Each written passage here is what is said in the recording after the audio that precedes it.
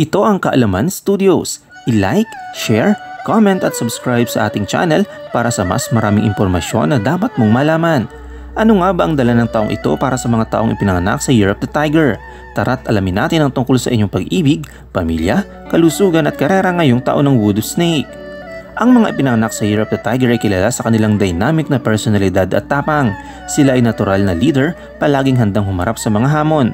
Bukod dito, puno sila ng enthusiasm, independence at confidence, kaya't hindi nakapagtataka na marami ang nahuhumaling sa kanilang karisma at impluensya. May iba't ibang elemento ang Tiger na nagbibigay ng natatanging personalidad. Narito ang ilan sa kanila. Ang Wood Tiger, compassionate at malawak ang pag-iisip. Fire Tiger, optimistic pero minsan kulang sa self-control. Earth Tiger, adventurous pero realistiko. Gold Tiger, enthusiastic ang mga babae, ang mga lalaki naman ay mas maingat at refined. Water Tiger, may mataas na self-esteem at mabilis matuto. Narito naman ang kapalaran para sa pag-ibig at relasyon. Ngayong taon, ang Year of the Snake, ang inyong natural na impulsiveness ay kailangang balansihin. Sa pag-ibig, mas mainam na maging pasensyoso at magbigay ng panahon para mas kilalanin ang inyong kapareha. Kung single ka, ito ang tamang panahon para mas gawing refined ang inyong approach sa relasyon. Mahalaga rin na magplano para sa kinabukasan tulad ng pagbuo ng pamilya. Para naman sa mga may asawa, kailangan pagtuunan ng pansin ng flexibility at appreciation para sa harmony ng pamilya.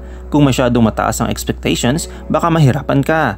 Tandaan, ang susi sa masayang pamilya ay ang pagiging bukas at pag-a-adjust sa bawat miyembro. Para naman sa kalusugan, ang mga Tiger ay natural na energetic. Ngunit ngayong taon, hinihikayat kayo na yakapin ang mas payapang lifestyle. Subukan ng meditation at yoga para makontrol ang stress. Bagamat hindi ito karaniwan para sa inyong dynamic na nature, malaking tulong ito para sa mental at physical na kalusugan. Maging aktibo sa inyong daily routine pero huwag kalimutan ng pahinga. Ang simpleng papumuhay ay magbibigay sa inyo ng mas maayos na kalusugan ngayong 2025. Para naman sa karera at pananalapi. Sa karera, maaari magkaroon ng job changes at promotions, ngunit kasabay nito ang stress. Kaya naman, mahalaga ang tamang stress management. Kung ikaw ay nasa negosyo, magandang panahon ito para magbukas ng bagong venture, lalo na sa technical sectors tulad ng mobile, computer o electrical appliances. Sa pananalapi, maganda ang pasok ng taon.